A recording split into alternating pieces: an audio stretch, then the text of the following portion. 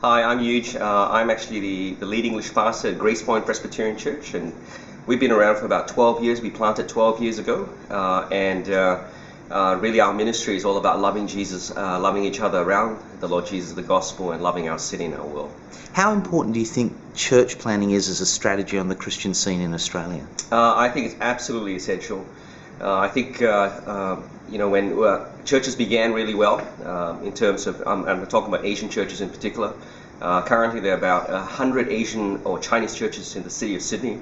And when they began, really they began as a church planting movement, but that's died down really over the years as churches have become established.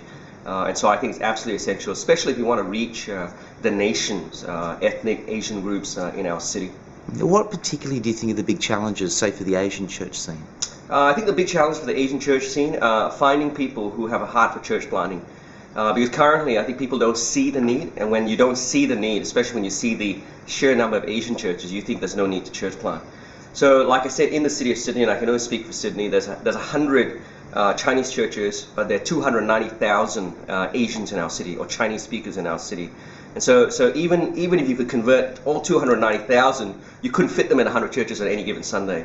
And so, with the latest census, hopefully the results will come out soon, you're going to discover there's a lot more unreached Asians in our city than we actually realize. And so we need to be planting more churches to reach them. Okay, well, Huge, how does the Geneva Push fit into your idea of sort of reaching that goal? Yeah, I think Geneva exists really for the purpose of mobilization. And so it doesn't matter whether you're Anglican or Baptist or independent or Presbyterian. Really the whole idea is to find young men who have a heart really for the gospel in our city. And at present, I think one of the things Geneva is seeking to do is to find people, not just who have a heart for the Anglicans or the Presbyterians, but also find people who have a heart to do ethnic ministry in our city. Not just reaching Chinese speakers, but also Koreans as well. There's a massive Korean population. And I suspect what people don't realize, there are pockets of unreached people groups in our city, and churches are not being planted there. I'll give you an example. We church out of a place called Lidcombe. Right next to us is Auburn. And Auburn is a community really for the last 15, 20 years, really devoid of Christian presence. The traditional churches have all closed down, and all you find in those communities right now are either ethnic specific churches or dying Anglo churches. And so we need churches planted there really to reach those new Muslim communities there, which are really devoid of the gospel.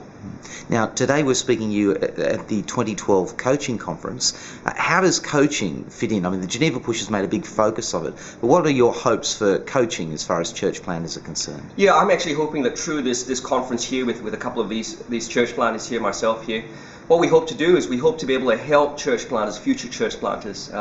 I think church planting is hard work. The romantic notion of church planting I don't think exists. Speak to any church planter's wife and you begin to realize that. And so what we want to do is we want to, as coaches, create sustainability. We want to create multiplication. And so we don't just want to sustain and help church planters plant churches. We want to actually coach church planters to be church planters who will actually grow church planting churches so that we multiply the work of church planting for the gospel in our city and our nation. You've gone through the entire church planting experience. Did you have coaches? If so, how valuable were they for you? Well, we planted our church in 1999, and it was a very, very difficult experience. It was 2 years of real hard work. It had a huge emotional impact on our family, and I think in 1999 there was no one to look to. We didn't know anyone else was church planting. There wasn't much literature out there, and we just fumbled our way along. And I think we're only here where we are because God's been gracious to us. And I said to one of the guys here, I think in retrospect, had I had someone who could walk with me, someone I could talk to unpack things about church planting, it would have been incredibly helpful.